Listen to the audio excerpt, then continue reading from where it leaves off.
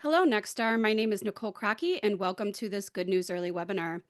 Today, we're discussing employee incentive programs, and I'm really excited to introduce our guests, Chris Buttenham, Trent Urban, and Jeff Stagnoli. Chris is the co-founder and CEO of Reins, a startup based in Las Vegas that helps home service businesses hire and retain employees that act like owners. Chris is a lifelong entrepreneur who successfully sold his last software company, Obi, in 2021. After that exit, he realized selling software to software companies wasn't his life's work.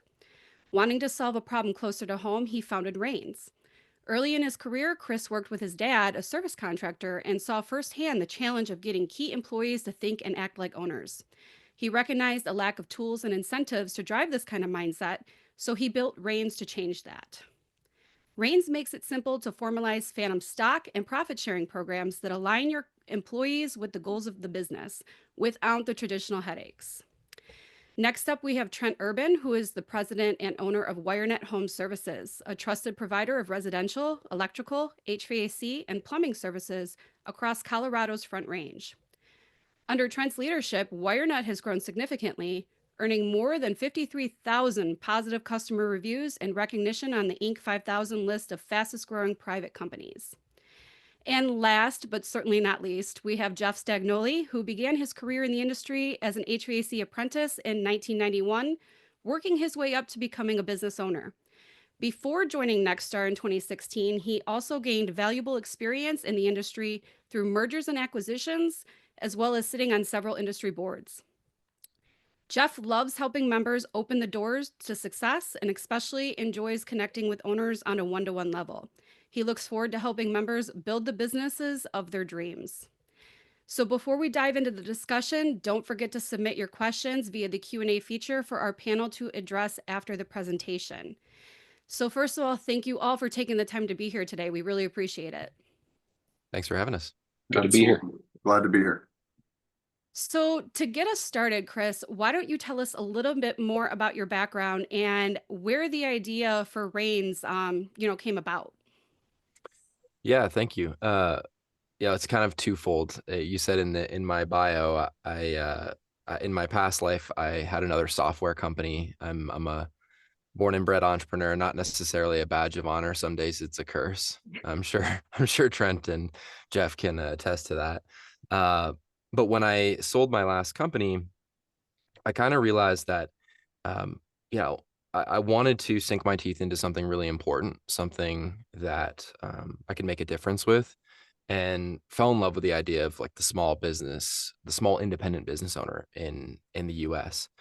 And the reason I say it's twofold is because my old man actually is a contractor up in Canada from where I'm from. And over the years, I've watched him try and take a step back from the business, get out of the daily grind, and pass some of the responsibility to his key employees in the business, his general manager, his top lead technicians. And what I noticed is that there aren't really great tools to do that. Historically, they've been leveraged by private equity and big public companies, or even tech companies. The idea of equity incentives to align the goals with your employees have just been inaccessible to the average independent business owner. And so that's why we started Reins. And I am super excited to work with home service companies and contractors just like Trent. Okay. So to dive into the topic, how can incentive programs help boost employee retention? Yeah, it's funny. We were talking about this before we went live. The idea, especially in home services and trades, and Trent, feel free to hop in here after, but the labor market is so tight. And first, you're just competing for talent with the old tricks in the bag, right? And it costs a business owner immediately more money if they increase salary. It's just essentially inflation. But when you have equity incentives, they're by design performance-based. They are designed to elicit a behavioral change. And if and only if those changes happen and the performance conditions are met, is when those employees get rewarded for it. And so it starts to have employees think like owners when you have an equity relationship in a business, then you tend to take more risks. You take to think more long term, and you're not just chasing the next paycheck. So that's a little bit about the idea of equity incentives or performance-based incentives in general. I don't know if Trent has a alternative opinion. No, mine would mirror what you're saying as well. One of the things in this high level, at least, you got to pick the right people that you're going to offer this type of thing to. They've got to have the right time cadence that they think on and stuff like that. If you've got somebody that thinks day to day, how are they going to care about a plan that, whether it's a profit plan or stock plan that carries them out years, so, but it is very impactful when you have the right audience. Yeah, not a silver bullet, right? It's not going to replace good leadership, or sorry, bad leadership, I should say, or bad culture. But it is an incredible supplement to that. Yeah. Jeff, did you have anything to add to that? So I don't want to take us too far down this path, but I'll certainly say as a business coach, I was thinking about this last night, just recalling several conversations with members that I've gained these valuable relationships with. I've watched members hire key team members, right? A new general manager or just a key operations manager. And what happens often, and certainly not rehearsed by any means, but what often happens is that person comes on board with the best intentions. They're really Mhm. happy at the time they come on board. And frankly, as the business grows and the individual grows, so does their ability level. And next thing you know, there's headhunters that are after them, and there's offers that may exceed the budget of the current employer that they're with. And so what I see is the way it helps to retain, and I lived this. I actually lived this prior in a prior life. Um, you get some up and comers that are still looking for the best way to take care of their family and grow their personal portfolio, and they're going to chase the salary, right, in many cases. Well, when you've got a share agreement, whether it's phantom stock, B shares, whatever it happens to be, now they've got something material that holds them to the employer and also shows that it's not just a retention tool, but it's also in my opinion, it's a tool that builds trust and loyalty. So it Yeah. certainly did with me personally. Um, let's just say 25 years ago, as a young up and comer and a business leader, when it was offered to me, it felt like the world. And I've seen this deployed multiple times now. And what I did see, and I know I'm going just slightly off topic here, but what I have seen with many of our members is you may have a mid-sized business, at the $6 million, $10 million business. They find that key team member, and I've seen it multiple times where they lose them because again, that team member grows to the point, key leader, but they grow to a point where they're very desirable, and the owner can't find a way to keep them there. So utilizing and deploying a tactic like this is certainly a good way to keep that individual as part of the business and let them continue to grow with the business. Yeah, absolutely. And Yeah. kind of the second half of that, what about employee engagement and productivity? Do these incentive programs have any impact there? Yeah, I mean, so I actually think more than the retention piece, if anything. To, for us, and we've got firsthand experience, and we look at the data of equity incentives. It's about alignment, right? When you have the financial incentives that employees receive and they actually roll up into clearly communicated business goals, that's when the magic happens. And so less in the sense of sort of like fluffy engagement, more in the idea of productivity and alignment around the company goals. Okay. Trent or Jeff, did you have anything to add on that one? Yeah, I was wondering if I should pop in on that or not. Yes, they do. They can, they do. I'll take you back. It takes me, it actually, to give you proof in the pudding, I will go back to 2020. I was being very aggressively pursued by private equity. One of them I had considered. And so I was running all the different scenarios, and I'm sure there's many owners here watching this, and those scenarios were, okay, what am I going to do for a Monday, Tuesday, or Wednesday? How many, how much can I really go golfing? Golfing in quotes. that kind of thing is like, well, I get purpose out of the company, but what are some of the constraints, problems, whatever? Sometimes it's just motivating people, and it's, and most of that's it's the difference between having an A, B, or C player. So what I did back then is I put a big bonus in front of them instead of selling, because I was like, man, if we grow, I'm giving all of that to somebody else because I sold it and now it's their equity. So instead, I'm going to just put this big old bonus in front of them. And if they don't like the cash, then they're going to have to make that internal conscious decision, and they're going to have to choose consciously to walk away from it because they're incapable of accomplishing what I put in front of them.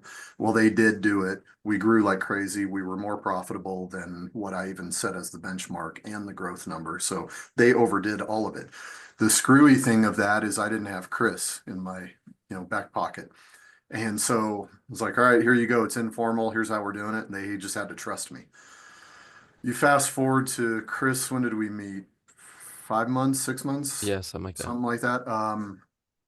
And it was like, all right, I need to do another one. This one more formal, this one better. And there's always busyness in the day. All right, what attorney am I going to talk to, and how much bandwidth do I have to put aside to get this done? And we just coincidentally, right at the right time, connected up. And it's like, here you go. Here's the answer. This is simple. This is impactful. And they can go in on Chris's platform with Reins and check in on progress as much as we update it. So that's, I don't know if I'm giving a real clear example of this, but it absolutely is there. And maybe I'm jumping the gun on this, but I've got 7 or 8 on a profit plan. And I've got, as of this morning, the total is, because I've been doing more and more of this, the total is 8 people on a phantom stock plan.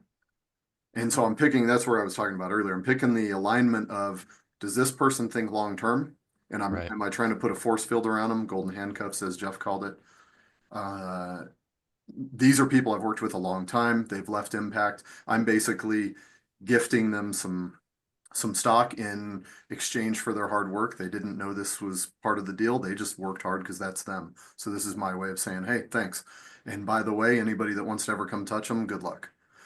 And then the other side is the profit plan where, hey, this is taking me back to my 2020 version. Hey, if you want to stare this money in the face and not go after it, that's your choice. But if you are doing that and you are that person, and I'm not saying they are, but I mean, that'd be a crazy choice, but also what better way of seeing that you have a C or a D player in front of you? Okay. Yeah. And just to, I just want to piggyback on it, Trent, that really connected with what I hear a lot of times with members. Whether we like it or not, it might be unspoken to a point, but there is that culture of um, owner versus employee, right? I mean, it's just, and again, even when people say, no, I'm loyal to my company and I love the boss that I work with, but at the end of the day, it's owner versus employee in many cases, and it doesn't necessarily play out that way. It doesn't materialize, but deep down inside, there's always that thought. Well, well, the owner is X, Y, or Z. They're chasing this dream, and I'm here to help them make that dream come true. And the minute, and like I said, as someone who did live this, the minute that is offered, and Trent, you said it, like this wasn't part of the deal. You're offering it in order to say, hey, look, I recognize your value and you're in it just as much as I am. And I believe that as an owner. And the next thing you know, the mindset completely changes. The minute that phantom stock, and it could be a earn in, certainly, but what I see, and I've seen it with several of our members, is the productivity instantly, I don't want to say goes through the roof. That may not be, but the engagement and productivity certainly turn upward because now they've got more skin in the game, and it does change that culture measurably. Yeah. If I don't want to commandeer too much here, but I know we want content No, anyway. this is Maybe this I'm is helping. better coming from you. Okay. Abundance creates abundance. And so as owners, if we're sitting here in a scarcity mindset, like I can't share that, I don't want to share that. It's mine. I had to fight off whatever it may have been, bankruptcy or the leverage of all the things of, the risk that we took to get here. I understand that frame of mind on the scarcity side, but also if you go to the abundance side and you say, you know what, do I really need all this? So me personally, I'm going to pass away with excess. What am I doing with that excess right now? Am I waiting until I'm older, or am I doing something with it right now to create, if I do it right, to create even more excess? Why not share that with the people that helped get you there and do that? And also, man, the big thing in my life is I don't want the frustration and the chaos and just the shadiness and all that kind of stuff. So if I can create a force field around that and say, okay, we focus on the big stuff, not the stupid piddly things that are distractions on the side. You can kill a lot of that by getting people aligned correctly. I mean, I just went yesterday snowboarding. I'm in Colorado. Went snowboarding with my son, and I didn't have any concerns, any interruptions. That's what we tried to build, every one of us. And you can do that. I'm not saying it's perfect, but you can do that. I think that's the goal, like not to work in your business every day. Like you want to be able to take some time away and trust, your employees like can run the business without you being there. Yeah. Pass the reins, if you will. Oh, there it is. Oh, speaking of, A I got good my son pun. next to me. That's great. All right. So moving on to the next question. Are there any costs or risks associated with implementing a phantom stock or profit sharing program? And if so, how can Nexstar members mitigate that? Yeah, look, I think the biggest risk is overcomplicating any of this actually, which is easy to do when there's not a predefined framework or playbook on how to do it. And that's really what we've tried to build. Reins is not a law firm. We don't provide legal advice, and a lot of our customers will run our plans by their local counsel just to make sure that it matches with the intricacies of their business. But the reality is that we've created a repeatable framework that needed to exist for a long time. These things don't need to be bespoke like they have been, which creates unnecessary cost and complexity. We need to rally around a playbook for all the best contractors in the country. And then you can, the devil's in the details. You can customize these things to the goals and the needs of your business. Um, and I think that's really the key. And I think to Trent's point, I think each owner may be a little different in terms of risk appetite as well. So the way these types of incentives can work is, on the more conservative side, they get forfeited if the employee leaves. That's just an example of one of the things that people may attribute to risk. And then on the super liberal side, you can have them leave with these incentives if their employment is terminated. And so those are decisions that the business owner makes, just depending on their goals and their risk tolerance. Okay, And Jeff or there are Trent? different plans, so each person can be it's Right. not a global thing. They can be Right. managed individually. Yeah. Jeff, did you have anything to add? Oh goodness, I could add too much. Something I will say is regarding the risks associated with it, and I'm speaking directly to business owners because this comes up a lot. Chris said it, and everything's customizable. I've seen so many different versions of phantom stock agreements, B shares, and at the end of the day, you're driving the bus here as far as being the owner. You're Mhm. not giving voting rights of your business Exactly. away, and so you're still the key owner. You're not. It's not a partnership where you go, oh my goodness, now if I run into a problem, I have to let my partner know. And certainly it is a partnership as far as your commitment to the business, but at the end of the day, you're not giving up any legal rights to your business. That's one of the key things that people ask right out of the gate when they start learning about this. Um, but the other thing, and I'll say for the other side, for the employee, for that key leader that is receiving a phantom stock agreement, I've had them ask me, like, I think I'd rather just be an owner. And I go, really? And they're like, have you been an owner before? Because and by the way, Chris, thank you. Serial entrepreneur is what we call it in my world. I am. And, I always say, like, are you certain you want to be a real owner? You want to have Yeah, the tax liabilities. And by the exactly. way, if the company gets sued, so do you, and all those things. When you're a phantom share owner, all of that's not on the table. And Exactly. I tell people, like, listen, if I'm negotiating a deal, I'll take phantom shares all day long Yeah. over top of key ownership. Unless it's a larger percentage where I'm assuming the bulk of the company. Really, it's the best of both worlds for both parties. As a business owner, you're not giving up control of your business in any way, shape, or form.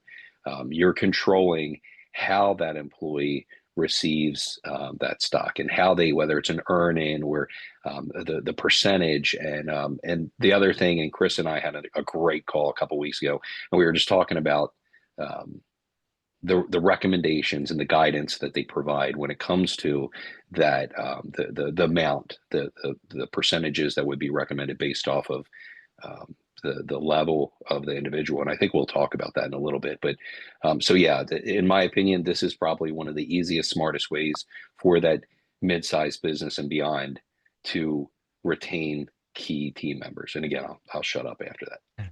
No, you said a bunch of stuff that I should have said. I think, Jeff, like we always say these instruments, and for what it's worth, Reins only works with phantom equity. We call our framework is called the MARE, so we call it MARE stock and MARE profit. And these instruments, the reason we only work with them is because they have these properties that Jeff just described. So when you give real equity, that's real liability. Often they have to purchase into it, and there's a tax event when it happens. With phantom equity, it's designed to be tax deferred, no liability, and 90%, 95% of the benefit with 5% of the headache in terms of complexity, compliance, and setup. Chris, can you even simplify further on the tax side what you mean by deferred? Because like literally this is easier than even that. 100%. Yeah. So generally, if you were to assume some real equity in a business, call it, $100,000 worth of stock in Trent's company, real stock, you now have a tax bill with the IRS because you just, and that stock, there's no cash to pay it, by the way. But with phantom equity, it's essentially a promise for a future cash bonus. So that tax only happens when a future event happens. Usually the sale of the business is the most common future triggering event. And then it's taxed as ordinary income, just like any other income that employee would have been earning to date through bonuses and salary. And at that same time, you have the cash to pay it because you just got the cash, the transaction. Exactly. Yeah. When we talk about risks, one of the risks is cash flow. So Yeah. that's why creating guardrails, creating a framework that by design avoids those cash crunches and those risks is a huge benefit for business owners. I can speak to that one personally. I bought out my brother back in 2012. And man, the 8-ish years that it took to pay that off, that was really, really fun.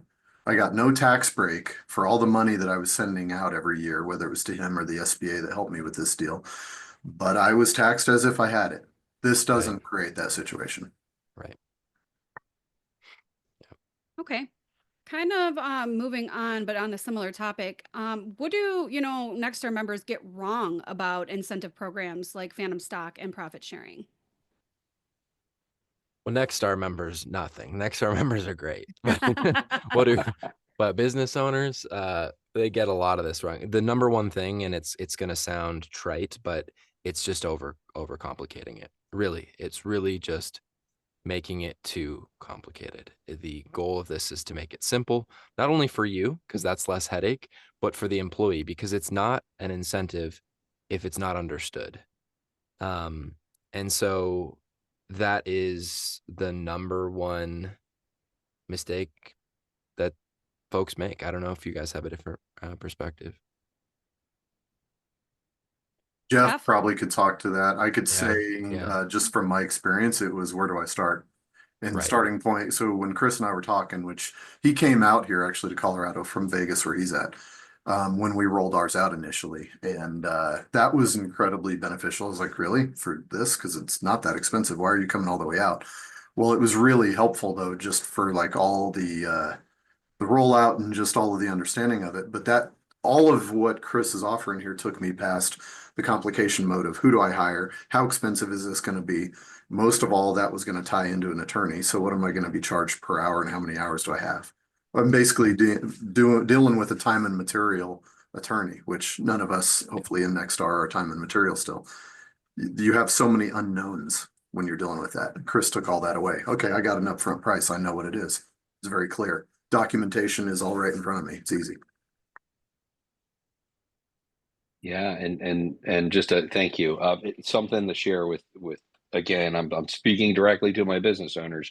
I I've been with Nexstar for 8 years, and again, I came from this M&A world. I came from this little more what I would consider, kind of the corporate world, so to speak. And it wasn't always that way, but that's where I kind of ended the career, and this is my encore career, is what I often say. Um, and and what I've talked about many times, and again, I'm passionate. I'm an East Coaster. I'm loud. I'm passionate. I'm Italian on top of it, and just all these things. I'll talk to members, and they'll go, Jeff, I'm so damn frustrated. I finally got that general manager to where I can trust them to run the business when I'm out of town, when I'm snowboarding with my son. And guess what? He or she just got an offer that they can't refuse, and it's one of the big boys, and they got the paperwork. They literally handed them the stock agreement. I don't even know how to draw up a stock agreement. And until recently, again, Reins was around, we just didn't have that relationship. Until recently, I go, hey, look, you can talk to an attorney and maybe get, and you know what I would hear? Crickets. They would go, hey, I did talk to an attorney, but they don't know anybody that can draw this up, or I don't know what I'm doing here. And they would just lose that individual and have to start over. And it's just frustrating, because I know how much, personally, how much work goes in to building a key employee, a key performer. And the nights laying in bed worrying about how you're going to keep them, and still fit them into the budget and things like that. And then and Chris can probably attest this. When they attended super meeting, one of my teammates had said to me, hey, by the way, have you met the Reins team? And I'd said, who are they? Right at the time, I didn't. And as soon as it was explained, I said, I'll be back. I'm going to the expo. And I literally ended up standing, talking to the team half of the time. This is just so key for our industry right now, because we are seeing a lot of movement. There's a lot of acquisitions. There are some big players in industry, and they come prepared with these stock agreements. And to be able to take that mid-sized business and offer it, it's just huge. One other lookout that I just want to say, because it's top of mind right now, is in the past, I've had a few of the members, um, they're a business owner. They're used to looking at numbers all day long. They're used to seeing cash flow reports and balance sheets. And for some of us, hey, I did 10 million last year. We were sitting at 14% earnings, and if you're in that world, you go, hey, that's not bad. I love that. You're going to be able to repeat it next year. For a up and comer, they hear $10 million and they go like, whoa, this is crazy. And it seems overwhelming for them. So one of the mistakes, and I don't know that it's a mistake, but certainly an error or a concern that I see sometimes is an owner will say, hey, I really want to keep this person on board. Maybe I should give them X amount. I'm not even going to throw a percentage out there, but in my opinion, too large of a Mhm. percentage, right? Because they don't know any better. And again, to them, well, I have a $10 million business. I offer a small percentage, a small single digit percentage. That's not going to keep them here. It- when you start doing the math, yes, it is. And that's one of the key things. So that's why I said having a professional. And again, I'm not selling Reins here. I'm telling you, having a professional that can guide you down that path and give you real life feedback on what you should be offering and how you should be offering it is just tremendous. I'm really thankful for the partnership.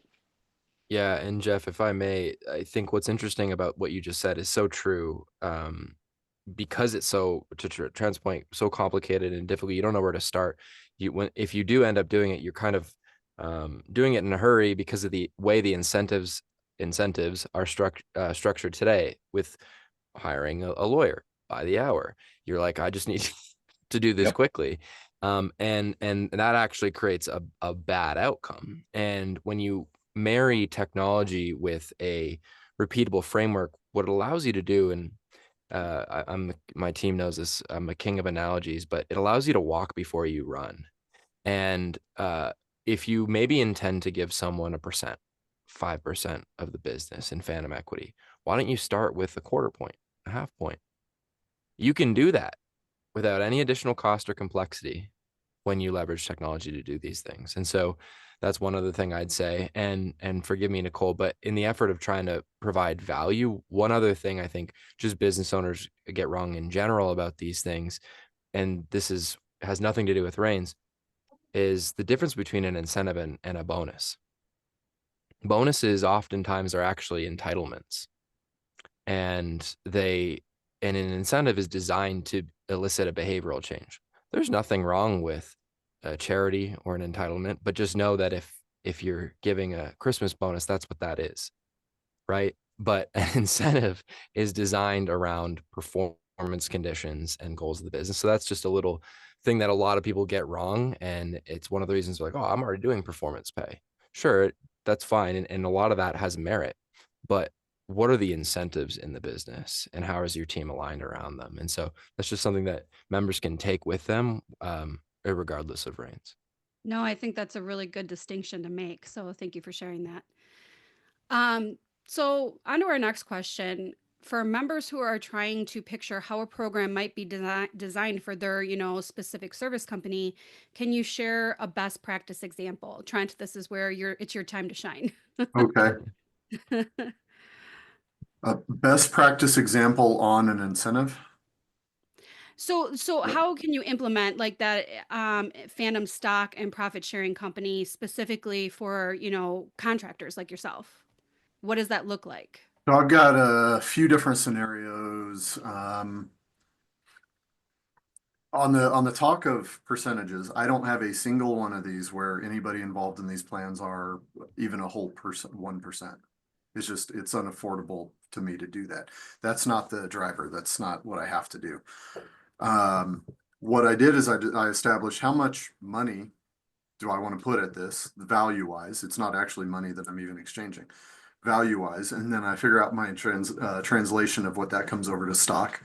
I'm not publicly traded. So honestly, it's kind of like, well, I don't know. What do I think it would be valued at if I sold the company? So then anyway, that helps me get over to a percentage. One of them I think of is a 0.3% that I have someone on. If it's a phantom stock, I'm letting them know why I gave it to them, what the rough dollar amount of it is, the fact that they don't have to pay a penny for this. So it could be, hey, I gave you $500, which none of mine are that low, but if it was $500, great, it's free $500. Well, that's made official through the Reins platform, so it's real. It's not just me saying it, and they have to trust me and believe me. And then what am I going to give for it? And I just carry that out to them. Hey, you've already done these things. So this is in recognition of that. Keep doing more and let's grow our stock values. And so carrying it over to like literally the New York Stock Exchange. Hey, when you put your money in, I'll give one example, a real number, $8,000. Here you go. You're welcome. If you got $8,000 in New York Stock Exchange or whatever, NASDAQ, what do you want to happen with that stock? Oh, I want it to go up. Okay, well then how can we do that? Well, we do these things. Okay, then let's go do those things together. I don't know if that answers the question, but that's without the profit plan. But let me stop there for a minute and see, am I on right? Chris, Yeah, did you want to? Yeah. I think it's important for members to hear it from you, Trent. I Okay. think a more broad, like non-specific setup that we see with phantom equity, I call it like the down the fairway example, is you carve out some percentage of the business. On average, you're looking for anywhere from 10 to 20%, depending on the size and stature. Trent's a bit of a larger company, right? So the company's worth more. So that 10% is worth more than 20% if he's a lot smaller, right? And then from there, you carve out small percentages. And again, like Trent said, that those can be granted over time. They can also vest. So standard would be if an employee hasn't been tenured for 5-10 years already, they'll vest into it. So a 4-year schedule where over the course of 4 years, maybe they'll earn 1% of the business. And then typically what happens is that gets paid if and when the business sells.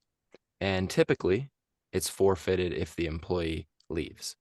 I say typically because all of those things can be customized. But that is kind of a conservative down the fairway example of a phantom stock plan for contractors. For those same reasons, I've posed most of mine to the people that are on them. They're different dollar amounts, different plans, but as, hey, here's a retirement thing. So you have to have delayed gratification in this. And the whole reason that it was even offered to them is that I know they have that trait. They can handle that. They're not expecting it as a profit plan.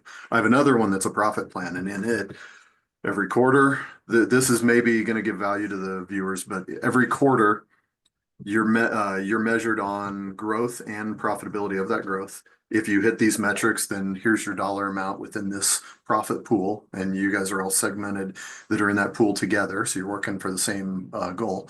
And if you hit it, you get paid that about 60 days later, because I kind of want to. At some point, you're always going to have to walk away from money. So go ahead and go to the competitor, but you're leaving that money on the table. And then, so the next quarter, and it just keeps carrying out. That one is for direct like performance incentive versus the phantom stock piece, which we've spent a bunch of time on phantom stock. One of the things I have not done, which Chris showed me that these possibilities are there. Call center. If we want to say, hey, if you book X amount of calls in a given time frame, month, quarter, whatever, when you go in and review and see, did they do it? Well, Reins will manage even that down to that granular of a thing. Yeah. So the I'll give you the down the fairway sort of profit plan to Trent's point. So typically what happens is you carve out what's called a pool. That pool is unlocked by one or two goals. Members in Nexstar, they're big on net profit and gross profit. So usually a gross or net goal, call it 15% net. If we hit 15% net, now the pool's open. Now there's going to be a number of employees in that pool, and they're going to earn that potentially equally, or maybe based on their salary. And there may be performance conditions beneath that, to Trent's point. So if you know that Billy can drive X to the bottom line, then create a milestone that he has to complete in order to earn his share of the profits should we hit our company goal. And that's the important piece, because this is where the sort of difference between bonus and incentives comes in. Oftentimes, even if bonuses are performance pay, they can be parasitic because you're incentivizing people to only do what's in the best interest of them. But this is incentivizing the team to do what's in the best interest of the company. It's a rising tide lifts all boats. There's another one of my famous analogies. So that's kind of a good example of profit pool. Okay, Jeff, did you have anything to add on that? I think that guys said it the way it is. I mean, just the simple fact that I'll go right back to the idea that all of this stuff is customizable, and Yeah. and it's really what you know your team better than anybody as an owner, and you know what's going to incentivize them. And again, we kind of talked about the them versus us mentality that can just kind of manifest. Even if you are the greatest place in town to work, it's still, oh, you're the owner and I'm an employee, and that completely transcends that difference. Um, but something that I'll share, and this a little closer home, because again, many years ago, I was under a phantom stock plan before I became an owner. A real take all the liabilities owner, and and I remember I was in my late 20s, and I remember the way it was tiered. There was a vesting period, and it was a little more complicated. And I see a lot of them; they don't have to be this complicated. But I remember, hey, if we hit our numbers, you get a 0.5% this year. If you exceed by a certain metric, well, now that 0.5% goes up to 3/4 or as much as 1%, and it remains there. So I had multiple years where I was able to build on this, and of course that just changed my mindset altogether. And hey, look, if I've got an opportunity to earn 1% of this company, I'm getting the percent. I'm going to figure it out, and I'm all in at that point. And that's one of the key things that I think people need to be aware of is it just changes the mindset better than any other tool that I've seen. Like you said, incentives, bonuses, specifically bonuses, that's going to be very employee minded. I want to earn my bonus, and I'll do what I need to do to take care of me. This is taking care of everybody. So Okay. Now, Jeff, you spoke on this a little bit earlier, but it's worth touching base on. Have you seen measurable improvement in employee retention after implementing phantom stock or profit sharing specifically? Yes, and so and can I give you real life scenarios? I could, but I'd be using names and this is just I think at a 10,000 foot level, it is that mindset shift that creates the idea that, hey, look, I'm a you talk to people and I'm a general manager over at XYZ company. Instead, when they've got that phantom stock share, they go, hey, I'm one of the owners, and their mindset's completely different. And again, it's not that you suddenly have them working 100 hours a week, but just the idea of the way they're going to approach their job, the way they're going to approach um, the other employees that they work with. They're thinking like an owner almost overnight, and they remain in that mindset. So therefore they're making decisions that are for the best interest of all. And that's a huge tool alone just to get that mindset shift. The other thing that I've seen, and I know that certainly Chris could explain this, and this is probably a phone call that you should have with Reins if you're going down this path, is the idea that there's what's called key man insurance that you may want to carry on these individuals, and that benefits their family as well. And just there's so much that can be tied into this that takes you from one mindset to the next with just a simple signature on a piece of paper that then gets stuck in a safe at home or a safety deposit box, because it is Mhm. a stock share, and it's serious, and it just shifts that mindset instantly, and I've seen that happen many times. Okay, Chris, did you want to jump in there? No, I mean, I think that's really good. I mean, some of the data that we've commissioned shows that 75% of employees say that equity type stock ownership type incentives are the most effective motivators for them. So not the only motivators for them. But at the end of the day, like I said, it's not a silver bullet. It's not going to replace bad culture or bad leadership. It's the right incentives to align your key employees who have those traits already.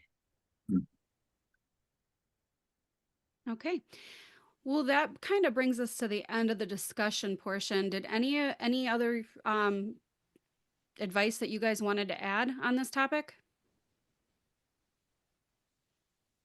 For me, I know that just from what I've heard from members and just business owners in general, these things are inherently over complex. There's a bunch of bad information, unfortunately. It's actually kind of incredible how bad like the guidance is online. And so it doesn't have to be that way.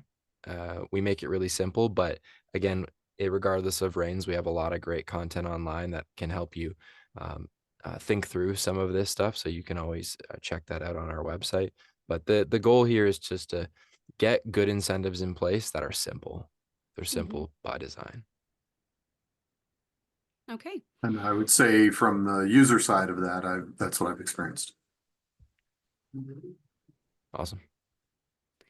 All right. Well, we still have some time, so I'm going to switch to some questions from the audience here.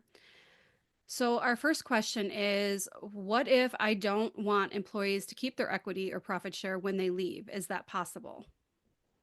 Yeah, 100%. Again, the probably one of the most common questions we get, and the way it's commonly set up is that these incentives are forfeited when the employee leaves. And on the profit sharing side, if they're not employed on the date that they get those bonuses get paid, then they are not entitled to them by design. And if I add on to that, if you look at it from that standpoint, um, pro and con or option A, option B, however you want to see it. You give this plan to an employee and they do exactly what you wanted and you take off, you do really well. Was it worth the cost of that? Yeah. And Yeah. going back to the 2020 thing I referenced earlier, that's where I was like, well, you know what? If I sell and then we grow even more, that's awful expensive for me, for my estate. If I don't though, and I give out this, is it worth it? Yeah, okay. And so anyway, that's the good one. The bad one is you drop or whatever, you have to terminate them and you have it written up to where if they're terminated or leave for any reason, you don't pay out. Okay, well, there was no cost to you there either. Yeah. Yeah. And Trent, to your point that, in the case where you do pay out after a vesting schedule, we always recommend making that performance based, right? Like make sure that there are conditions additionally that need to be met. If if time alone doesn't necessarily indicate the place where you want to end up, that, like Trent said, makes it worth it to get there, right? Okay. Our next question, how do you actually value the equity and how do I know how much to give? Yeah. So, to Trent's point, a lot of owners, and it's their right to do so, will value it themselves. And the IRS allows you to do that. I am not an accountant or an attorney, but there are rules that say that you can value it as long as it's a consistent method of value at an arm's length. Um, and common, it's some multiple of EBITDA, which I think a lot of owners in Nexstar will be familiar with. You can also get a certified valuation, and we've recently partnered with a valuations partner who does that pretty affordably and efficiently, which is efficiently is the key there. Um, and then you can use that as your consistent method of value if you so choose. And then since I don't have the obligations Chris does, I can say the contractor version. Yeah, yeah, please. Take your sloppy numbers, take your 12-month operating profits, which is approximately maybe what EBITDA might be.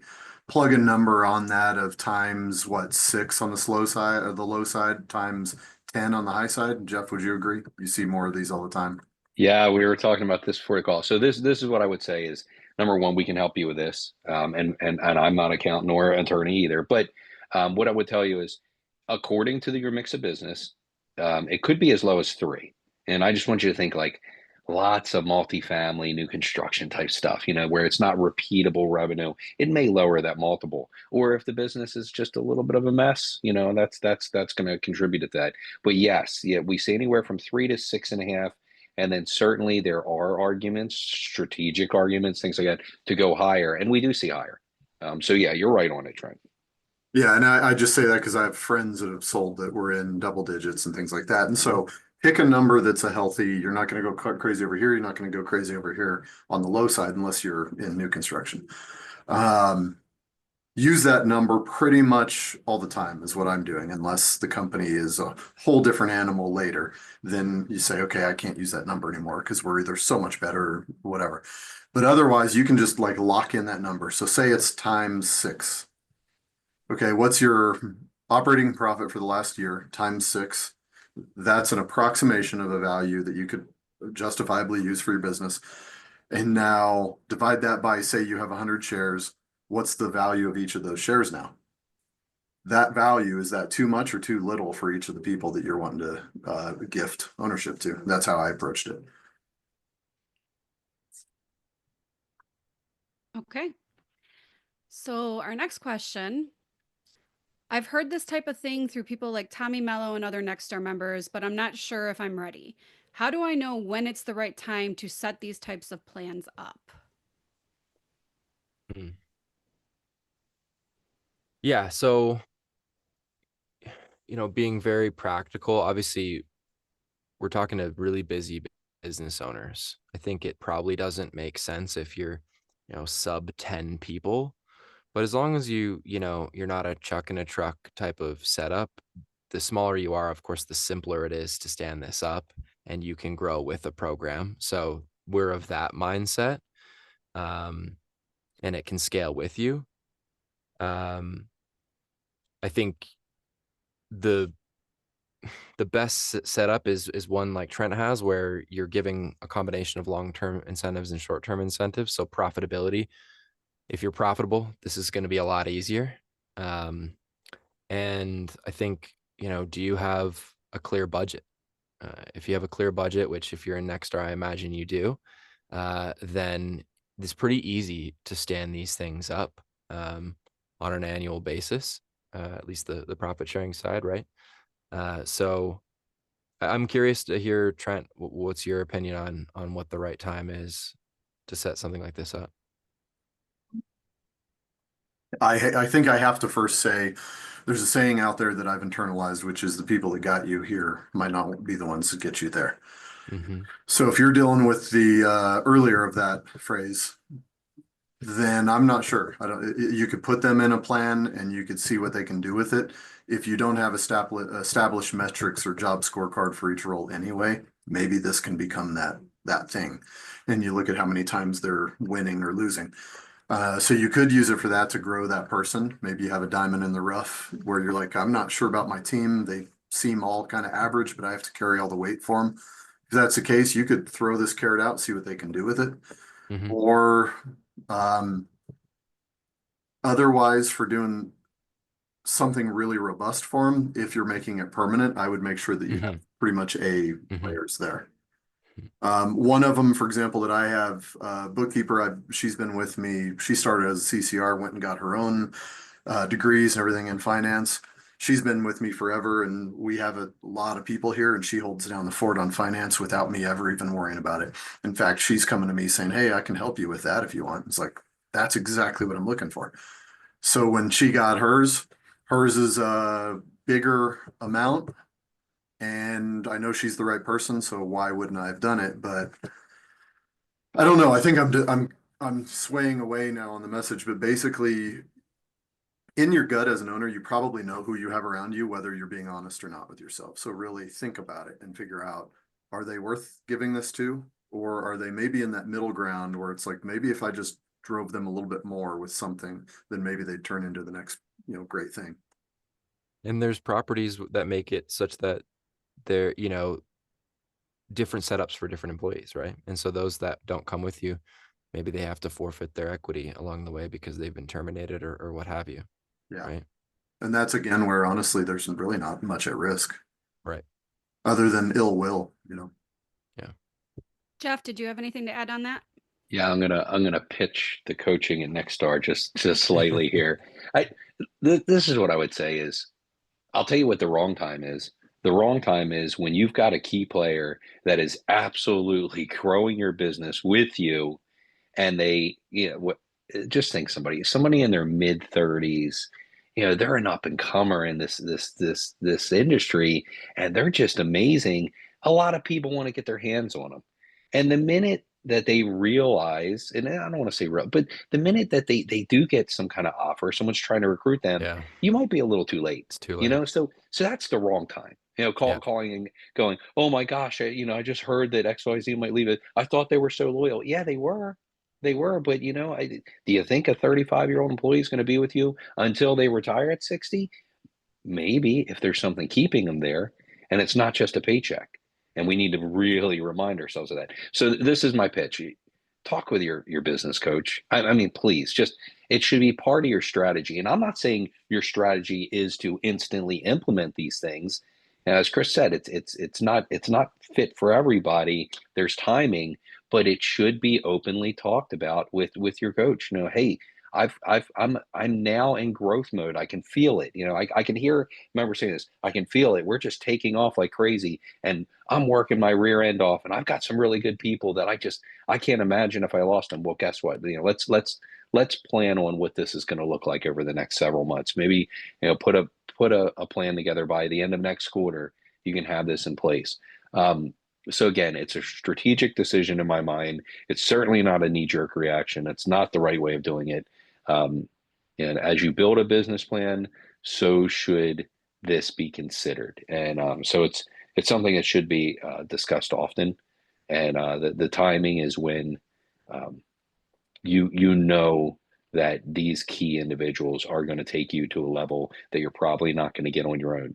And as we know, the cost of turnover is arguably, and this sounds ridiculous, but there's a lot of HR that says this: the cost of losing a key individual is somewhere in the neighborhood of 13 times their salary. 13 times their salary, and that's a lot of money. So just to throw that out there. Yeah. And on the other side of the spectrum, oh, go ahead, Trent. Sorry. No, that was a very good point. I guess let's get to you, Chris. But the one thing I'll say while I'm saying it is, if you're offering this to them before they've thought about it, that's amazing in their world. If you're offering it in response to they're about to leave. Okay, Right. they might as well just leave. That's what they're thinking. I hate to agree. We've gotten calls like that, and it's almost always too late. So, yeah. The other thing I was just going to say is I went kind of on the other side of sort of when you're too early, but we also have worked with a number. Well, we do work with a number of businesses that they're looking at these incentives to help them grow, and typically grow, not typical, often to an exit, right? 3 to 5 years from now. That's the right time if you are thinking about an exit, not 3 months prior to the exit. Now, it can be done. And we've done it actually. We won't name any names, but we stood one up for someone who already had an LOI. I don't recommend that, because now there's a conversation you probably should have with the acquiring business, and just, complicates it. And you'd be surprised at how different sentiments are once you have an LOI on the table versus before you have it. So yeah, just think about it as an instrument to help you grow towards a sale, but not 3 months prior, ideally. Okay. Well, this was a great discussion today. Thank you guys. That's all our time. Nexstar, thank you for listening. This webinar series is developed to help you optimize your purchasing power and build efficiencies within your business by leveraging Nexstar's strategic partners. You can learn more about Reins and all of our strategic partners by visiting the Nexstar member website and clicking on the Strategic Partners tab. And you can always reach out to your Nexstar rebate coaches, Kelly Riley, Olivia Centers, and Kara Minch, to add any of our strategic partners to your team. And we love highlighting our members' wins. If you have a success story to share, please reach out to the strategic partner team at strategicpartners@nexstarnetwork.com. Until next time, I hope you have a wonderful day.